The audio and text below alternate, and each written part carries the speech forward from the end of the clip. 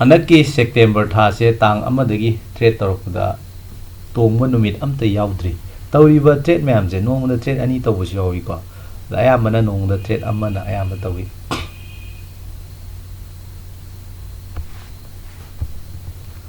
हनकी September थासे तांग अमदैना ngasi फाउबदा trade तौरपसिदा तोंगब नुमित अमफौ याउद्री थांना थांना सुम मांगे नुंगतीगी मांगे हाइतारे नोंगदा ट्रेड अनी तौबसु याउइ अमखक तौबसु याउइ अदो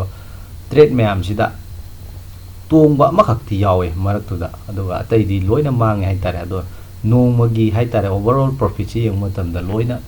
लॉस चले सिसिबु लूजिंग स्ट्रिक हारे खंगने लूजिंग स्ट्रिक हाबदी थांना थांना मांगोसे अदो खोइना हाइबा लूजिंग स्ट्रिक गुंबा लापो मतमदा अखोइसिना इमोशन से करमाइना control तौनी हाबिगी मतंगदा ngasi video se thamjake maramdi losing streak se sum akhoina sum lakau lairab ne thangna thangna khara mang ba habisi kam kan da lakadoino khangde ado marakta amurok ani ka tungba khotpa khara tunga di wakhan ji kitang di phabo ko ado thangna thangna sum tong tong tab di khoi se kok chakhale thangna thangna sum marak ta ga di khoi da khalak ka do wakhal se ai gi strategy se work tawdre yadre Khotre है मखलक पे अदुदुना मरम ओइरगा सुमाइना तोइ तोइ मखलक तागदी आइना तौरमी strategy लंगथो मोहे चले अनि सुबदा थाना थाना तोइ तोइ मखलक पाइसि याम तेन मतम दो पैसा खरा याम चखरदौने अदो याम तेन मतम दो पैसा से खरा याम मांगथोखिबसिना मरम ओइरगा आइना मांगिबा पैसा दो हंजिनबो हनबदा ओवर ट्रेडिंग तौरपा को अदेगी रिस्क हेने हेने लौरगा ट्रेड तौरपा कईगुम मतमदा अखोइगी इमोशन सिना फजना थुमत खितारगदी मांगिबो पैसा मैम दो ट्रेड अमदा हंजिनबो होनरपदा फजे सोइद्रे फजरे कायना खनबा टाइमिंग अमदको अदु टाइमिंग दो ऑल इन का तौसन बुसु यावे ऑल इन हाबदी आइगी यावरी पैसा सिंगे पुलप रिस्क का लौथोपसु यावे हाबदी सुमाइना तोइन तोइना मांगबो टाइमिंग सि लाखपसितने बेरा खारिस अदा कोइना कमाइना इमोशन कंट्रोल तौनी हाबगी मतंग सिनी येंगदोइसे सिदा मांगी मैम सिनिको मरक्ता ट्रेड अमा खतनी तोंगी खोइना खंगदबदी मरोइरा अहानबदा आइगी स्ट्रेटेजी से विन रेट कयाम लैबा स्ट्रेटेजी नो तौरिसे हाबसि मखंगथोकदौ आइगी ओइना आइगी स्ट्रेटेजी गी विन रेट से 35% लैबा अमा 50% लैबा अमा हारिबा ट्रेडिंग स्ट्रेटेजी अनि सिदने बाइना मांगिस अतोपा आई ट्रेडिंग सिस्टम सु लै अतै तौदेबा इंट्राडे खतने बसिदै तौरिसे अदा हारिबा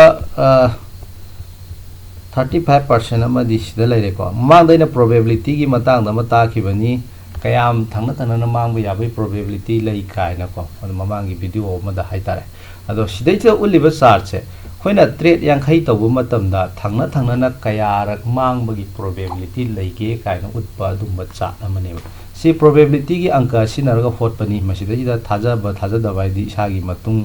इल्ले अदो आइदी थाजै मरमदी प्रोबेबिलिटी है अना आगाम ट्यूशन याम तोइ तोइ ताकि पोने दुना सुम अंक से कमाइना होटके कायदा दुई फॉर्मुला सु आइजु खंगने आइदी थाजै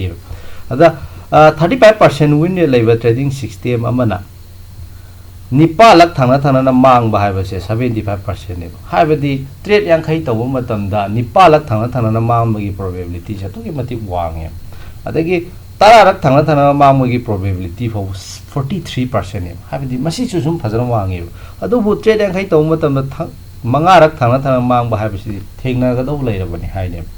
ज्ञान दानी को अदुबु सिदा नोइना खंगदबा मा प्रोबेबिलिटी ददी 100% लैते 0% लैते सिदा 100% हाइसे अतै नते 99.99 काइन चखिबा दुमबदुबु सिदा 100% हाइने सिदा 0% सिना 0.00 काइन तौबा दुमाइना याम पिकपा नंबर दुने 0% हाइसे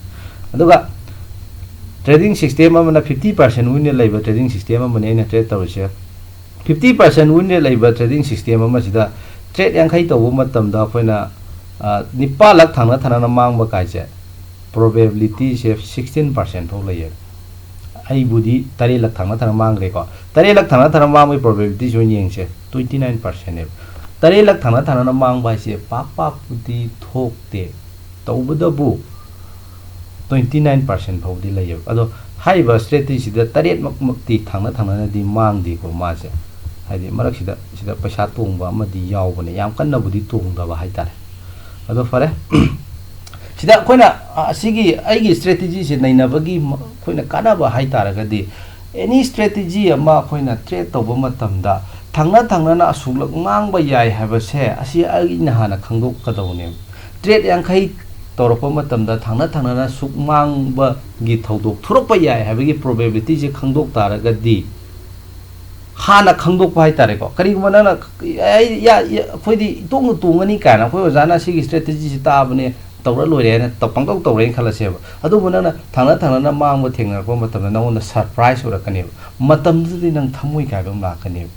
adi accept tawda bai tare rikse ado aina sumaina thangna mayam lo mang ba kai si masi oithorokani kai si data gi matungina probability gi nature gi matungina market gi nature gi matungina khoi gi resonant thought china phajana khangaga hana khangdok pa taraga di thangna mang ba bi thengna ko matamda khoi de emotion oibagi sang do man ni makani adugi mathakta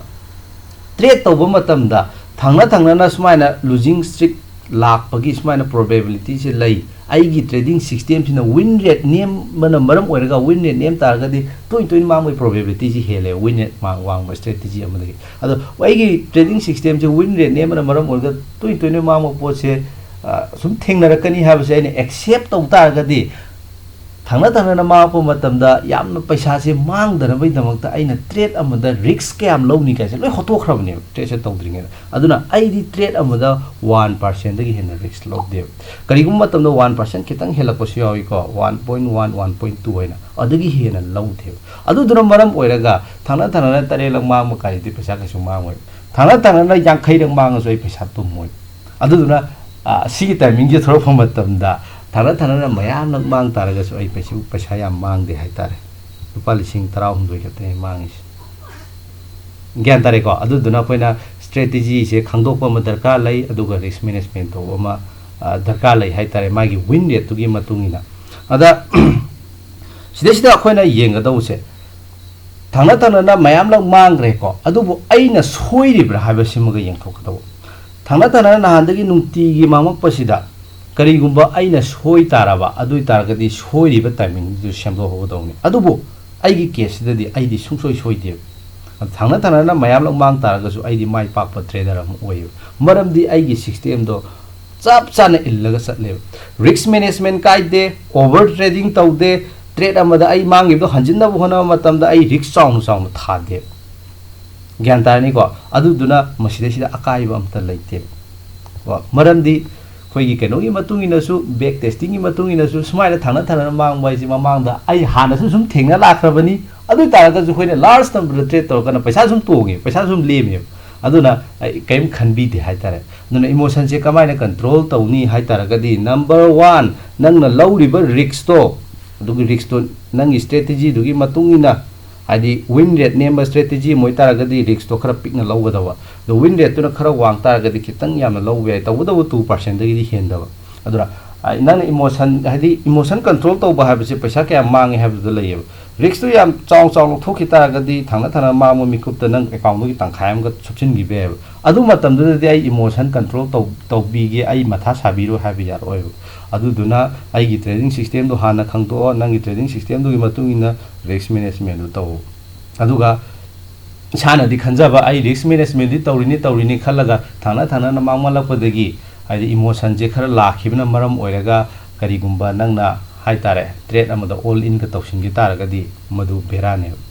gyan tare ko ado sida sum loi ubani sida sum yengo marak sida ai yeng kana lupa lising ahum mangba ama keno mangba si ai gi risk management du gi manung injury ba trade amada 1% ne laude trade ani gumba ani thangna mangu sidani lising ahum gai lai se ada marak sida nangi risk tu dagi hena chauna ga lupa lising 10 kaina mangaba kun kaina mangaba adui ta ga di nang soirabane ko nang soirabane nangi trading system na te ba soiri do matam du nang khanga do soiri do nang sine ko adubu kamai tawge ka sida ahoi youtube ta ko video thagaliba khoi gi su soiba malai ai khatagi wari na te mi singse the trader anouba singse moina youtube video se yenga moi su trade tamna ba le tamge khotke kai khanjari ne adubu ahoi da paisa mang ba je sum thaga lai tara ga di mi sina keno tawwe hai tare ko मादी हाइते खोते का हाइगिनी हाबे वखंदा पैसा मांग बका से खोजु तुइ थागा निंग the बगे याव तबदबु तसेंग द रेस्नेन थोसिन त खल्लगम ति यंगो तसेंग द ट्रेड तबद सही मरी मंगा नोइन ट्रेड तब तादि खंगनी पैसा मांग हाइबसे ट्रेडर अमगिदी मागी सुकत्प ngамद्रब पोनेबा सुमाइना थांना थांना मासिदे हेना मा पोसाइबा तबुदो खोइना रिस्क मैनेजमेंट तबुदुना मरम ओइरगा अखोइ पैसा या मांगलोइदनी अदो लोसिलक मतमदि पैसा तोंगा चकदोइने अदो खोइना वीडियो थाकपता ngasi su mang heng su mang heng su mang थागा तागदे मीना मोइदि खांगदबने सेरान तुरान चट खिनी हाबेगी वखलोंदा खोइना थागतब खोतब सु दुंबसु यूट्यूबर सिंगसिना तौगले असिगी इफेक्ट से सिगी इफेक्ट सिना कनादा लाके कांदा वीडियो येंगिबा अनौबा ट्रेडर दुदा यामना चाउन इफेक्ट लायबा हाइबदि मोइगी कोकता ट्रेडिंग तौबा मतमदा खोइना प्राइस एक्शन की कांसेप्ट से सिनारबा अदुगा ट्रेडिंग की मतंग सिदा फजना हाइतारगदि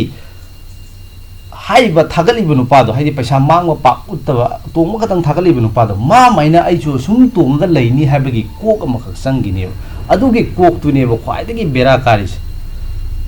को अदु तसेंगना ट्रेडिंग तौबा हाइबसिदि मांगबा खोटबा हाइबसिदि असुम लैरा पोनेबा तबुदबु मांगबा हाइबसि आइगी रिस्क मैनेजमेंट तौबुदुना मरम ओइरगा कंट्रोल तौरिनेबको अदो खोइना यूट्यूब ता सुम हाइंग असि तोंगे हेंग संगसि सु तोंगे सुम थागलकपा हाइतारेको अदो मांगबसे पाक थागत्रें खलसेबा अदा येंगिबा व्यूअर दुगी कोक्तुददि आइना स्टॉक मार्केट की मतंगदा फजना हाइतारगदि आई सुंसोय सोयदना हाइतारे सुमांग मांगदबिदा सुम यानी हाइबगी वखलोमदा आशा अमगा लोइनानगा हाइ यामना ग्रीडी ओइबा हाइतारेको अदुमगा लोइनारगा माना स्टॉक मार्केट ता संकदुनेबा अदुबु स्टॉक मार्केट ता मागी रियलिटी दो तारपा मतमददि फंगतबा मिकुप्तदि मा मकोक साकने उन टाइमिंग माना तसेंगना हारिबा नुपादुना पीरिबा स्ट्रेटेजी दो तौदोइनि नियम चुममने खोलामेन तौदुनिबा अदो थांना थांना मांगबा हाइबसे अमदुनदि लोडिनि को यूट्यूबर दुनदि अदो थांना थांना मांगबा बि सुम थागला कानदि सुम मौना थोला कानदि मौनदि पुंसाइ साइने ज्ञान तारेको अदुना थांना थांना मांगबा हाइबसे अखोइना एक्सेप्ट तौगदौबनि मरमदि मसे अखोइना लिथोकपा याद्रब पोट अमने ट्रेड तदि थांना थांना मांगद्रगसु ड्रॉ डाउन हाइगेको अदा मथंगदा एनी ट्रेडिंग सिस्टम से सुम वर्क तौरोय हाइनै दुनी 100% वर्क तौरोय न ngasi ju mangini ko ngasi gi sidai da update tauroktibani sida update tauroktibani ado yengsi mamangi thada ko kaisu kai deba si mangi same strategy sida mamangi thada